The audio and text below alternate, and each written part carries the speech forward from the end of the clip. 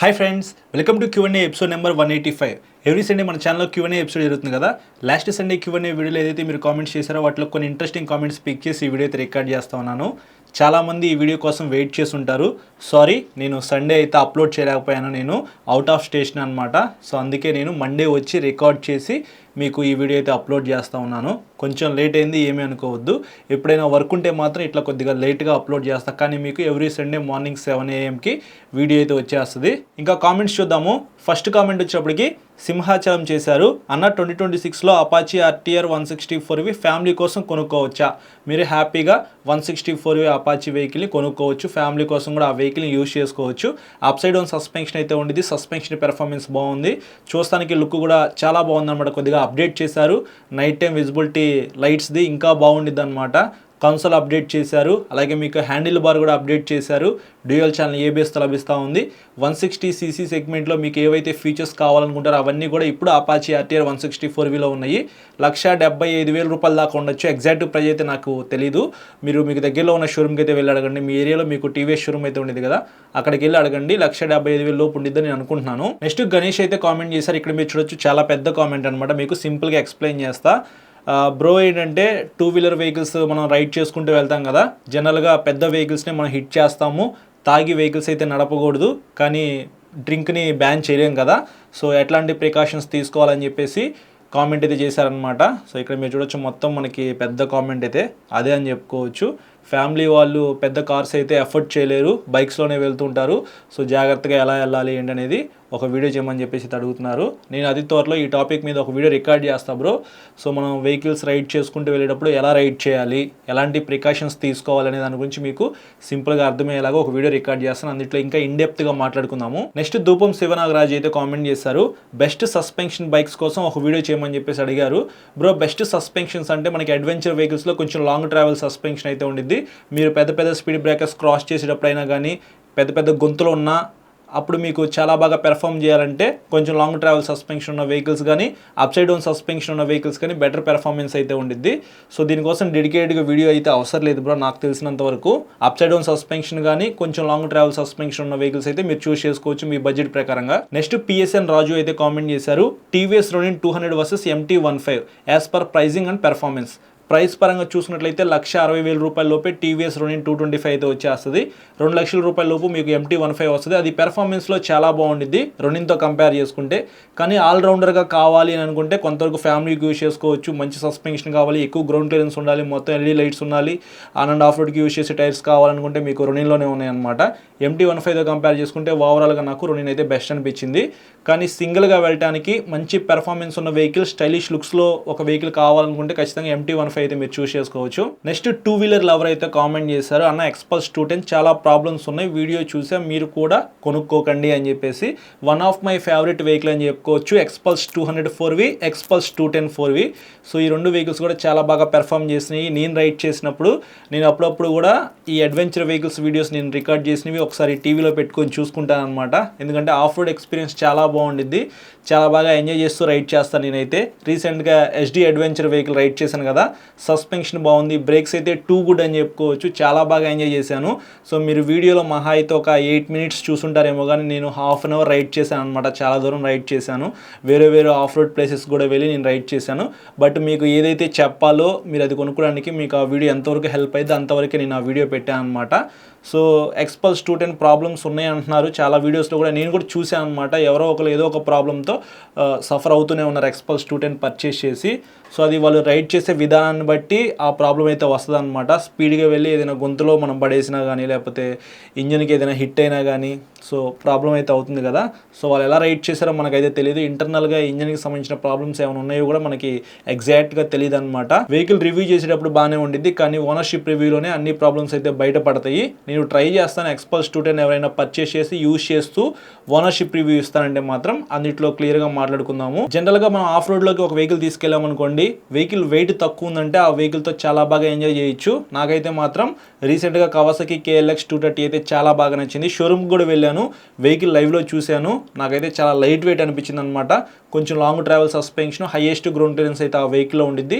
చాలా వెయిట్ తక్కువ అనమాట, 139 kgs కదా. సో ఆఫ్ రోడ్లోకి వెళ్ళినప్పుడు ఇంకా బాగా ఎంజాయ్ చేయొచ్చు. దానికి ఆఫ్ రోడ్ టైర్స్ వేసుకుంటే మాత్రం ఇంకా నెక్స్ట్ లెవెల్ అని చెప్పుకోవచ్చు. నేనైతే ఆ వెహికల్ పర్చేస్ చేస్తాను. ఫిబ్రవరి దాకా వెయిట్ చేస్తాను, తర్వాత ఆ వెహికల్ పర్చేస్ చేస్తాను. Next car travel Telugu comment చేశారు, అన్న మీరు ఫస్ట్ టైం బైక్ పర్చేస్ చేసేటప్పుడు అబోవ్ 150cc ఎంచుకుందాం అనుకున్నారా, లేదా ఒకవేళ అనుకుంటే ఏ బైక్ తీసుకోవాలనుకున్నారు? బ్రో నేనైతే ఫస్ట్ టైం 2015లో వెహికల్ అయితే పర్చేస్ చేసాను. అంతకుముందు దాకా నేను సైకిల్ అయితే తొక్కేవాను అనమాట. 2010 దాకా నేను సైకిల్ అయితే యూజ్ చేశాను. తర్వాత ఒక 4-5 ఇయర్స్ అయితే నేను ఏ వెహికల్స్ కూడా యూజ్ చేయలేదు. 2015లో నాకు చాలా అవసరమైందనమాట బైక్ అయితే.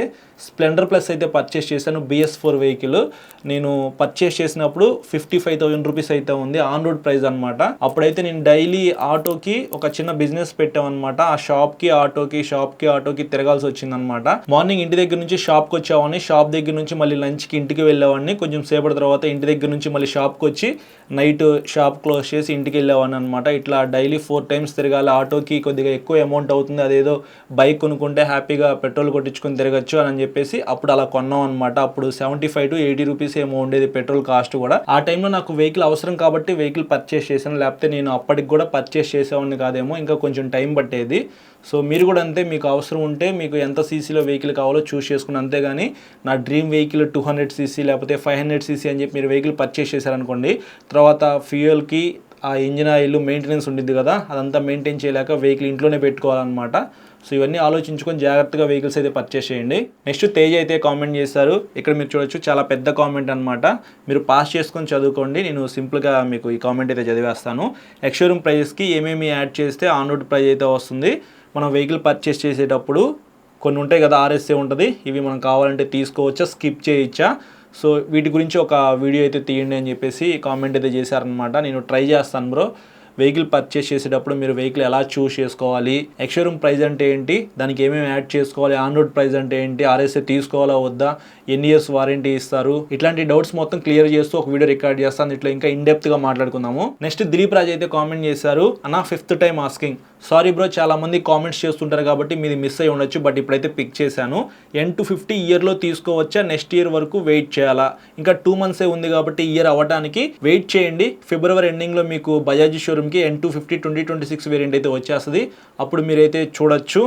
ఏమైనా అప్డేట్స్ ఉంటాయో చెప్పలేం బ్రో, బజాజ్ వాళ్ళు అప్డేట్ చేయొచ్చు, చేయకపోవచ్చు. వెహికల్ ప్రైస్ అయితే NS200 కన్నా కొంచెం తక్కువగానే ఉండిద్ది అనమాట. పెర్ఫార్మెన్స్ అయితే ఎక్కువ ఉండిద్ది కాబట్టి 6th గేర్ 4 wheels అయితే ఇవ్వకపోవచ్చు, చూడాలి. 2026లో ఏమైనా అప్డేట్స్ చేస్తే మాత్రం మన ఛానల్లో మీరు వీడియో అయితే చూస్తారు. నెక్స్ట్ గని అయితే కామెంట్ చేశారు, R15 version 4M or RC200 which is best? RC200 అయితే బెస్ట్ అని చెప్తాను. DOS ఇంజిన్ అయితే ఉండిద్ది, సస్పెన్షన్ బాగుండిద్ది, పెర్ఫార్మెన్స్ బాగుండిద్ది, మెయిన్ కంఫర్ట్ అయితే సూపర్ బ్రో. R15 version 4తో కంపేర్ చేసుకుంటే R15 version 4 ఏంటంటే మరీ లీన్ అయితే ఉండిద్ది, రిస్ట్ పెయిన్ అయితే ఖచ్చితంగా వస్తుంది అనమాట. కానీ ఆ ప్రైస్ బ్రాకెట్లో మీకు R15 version 4 అయితే బాగుండిద్ది, చూస్తానికి చాలా బాగుండిద్ది. RC200 ఏంటంటే డిజైన్ అంతగా బాగోదు, నాకైతే డిజైన్ అస్సలు నచ్చలేదు. RC160, RC200, RC390 డిజైన్స్ అయితే అప్డేట్ అవబోతా ఉన్నాయి అనమాట. ఖచ్చితంగా నెక్స్ట్ ఇయర్లో లేటెస్ట్ డిజైన్స్ అయితే మనం చూడొచ్చు. R15 version 4M కూడా అప్డేట్ అవబోతా ఉందని చెప్పేసి ఒక న్యూస్ అయితే వస్తూ ఉంది. చూస్తానికి మాత్రం డిజైన్ అయితే కొద్దిగా యూనిక్గా అయితే ఉండిద్దని అనుకుంటున్నాను. మీకు వెహికల్ అవసరం ఉంటే Yamaha R15 version 4M అయితే మీరు పర్చేస్ చేయొచ్చు. లేదు నేను వెయిట్ చేస్తాను, నాకు అంత ఎమర్జెన్సీగా అవసరం అయితే ఏమీ లేదు అనుకుంటే మాత్రం ఫిబ్రవరి, మార్చ్, ఏప్రిల్ ఆ టైం దాకా వెయిట్ చేయండి, మీకు అప్డేట్ డిజైన్ అయితే రావచ్చు. నెక్స్ట్ ప్రేమ్ సాయి అయితే కామెంట్ చేశారు, అన్న 100-350 ప్రైస్ ఇయర్ ఎండింగ్కి ఏమైనా తగ్గుతుందా అని చెప్పేసి.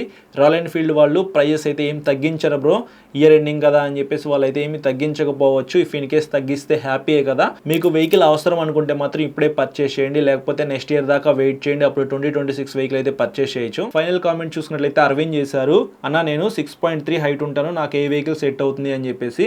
ఎక్కువగా హైట్ ఉన్న వాళ్ళకి అడ్వెంచర్ వెహికల్స్ అయితే సెట్ అవుతాయి. HD అడ్వెంచర్ కానీ, హిమాలయన్ వెహికల్ కానీ, ఎక్స్పల్స్ 210 కానీ, కవాసకి KLX 230 కానీ ఇట్లాంటి వెహికల్స్ అయితే ట్రై చేయండి. లాంగ్ ట్రావెల్ సస్పెన్షన్ అయితే ఉండిద్ది, వెహికల్ కొద్దిగా హైట్ ఉండిద్ది కాబట్టి మీ హైట్కి ఆ వెహికల్ పర్ఫెక్ట్గా సెట్ అయిపోయింది.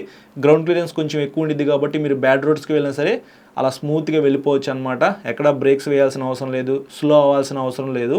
పెర్ఫార్మెన్స్ అయితే చాలా బాగుంటుంది. కొద్దిగా పెద్ద సీసీ వెహికల్సే మీకు అడ్వెంచర్ వెహికల్స్ లభిస్తూ ఉంటాయి కాబట్టి మీరు ఆ వెహికల్స్ కన్సిడర్ చేసుకోవచ్చు. నాకు అడ్వెంచర్ వెహికల్స్ వద్దు అని అనుకుంటే KTM Duke 200 కానీ, MT15 కానీ ఇట్లాంటి వెహికల్స్ చూస్ చేసుకోండి. అవి కూడా కొద్దిగా హైట్ అయితే ఉంటాయి, మీకు అవి సెట్ అవుతాయి.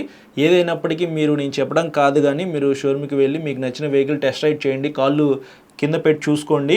మీకు మరీ చిన్నగా అనిపిస్తే వేరే వెహికల్ ట్రై చేయండి. సో ఇది ఫ్రెండ్స్, ఓవరాల్గా ఈ సండే నేను పిక్ చేసిన కామెంట్స్ అయితే. ఈ ఎపిసోడ్ మీకు ఇంట్రెస్టింగ్ అనిపించిందని చెప్పేసి ఇది అనుకుంటున్నాను. ఇంకొకసారి సారీ చెప్తున్నాను, కొద్దిగా లేట్గా అప్లోడ్ చేస్తున్నందుకు ఏమీ అనుకోవద్దు. నెక్స్ట్ సండే మీకు నార్మల్గానే వీడియో అయితే వచ్చేస్తుంది. ఈ వీడియో నచ్చితే మాత్రం లైక్ చేసి మీ ఫ్రెండ్స్ అందరికీ షేర్ చేయండి. చాలామంది సబ్స్క్రైబ్ చేయకుండా చూస్తున్నారు, కొద్దిగా సపోర్ట్ చేయండి. సబ్స్క్రైబ్ చేసుకుని పక్కన బెల్ ఐకాన్ అయితే క్లిక్ చేసి పెట్టుకోండి. నేను వీడియో పెట్టిన వెంటనే మీకు నోటిఫికేషన్ వస్తుంది. Thank you.